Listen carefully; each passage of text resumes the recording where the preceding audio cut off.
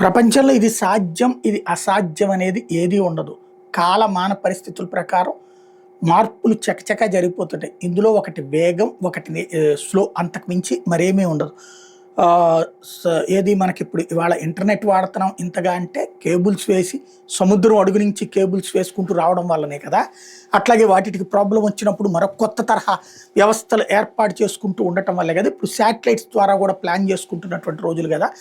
ఇప్పుడు అట్లాంటిదే పవర్ కూడా, కరెంటు కూడా సముద్ర గర్భంలో కేబుళ్ళ ద్వారా వేరే దేశాలకి సప్లై చేసేటటువంటి అడుగులు పడుతున్నాయి. అందులో భారతదేశం కీలక పాత్ర పోషించబోతోందన్నటువంటిది తాజాగా నిపుణులు చెప్తోంది. సౌదీ అరేబియా, దుబాయ్ ఈ 2 దేశాలకి కూడా ఆ 2 గూడా మన దగ్గర నుంచి ఇండియా నుంచి విద్యుత్తుని కొనుగోలు చేసేటట్టు అక్కడ దానికోసం 1700 కిలోమీటర్ల సబ్‌సీ కేబుల్ సౌదీ అరేబియా దానికి $5.5 బిలియన్ ఎక్స్‌పెండిచర్‌కి, అట్లాగే 1400 కిలోమీటర్ల కేబుల్ వచ్చేటప్పటికి దుబాయ్‌కి అవసరమవుతుందట.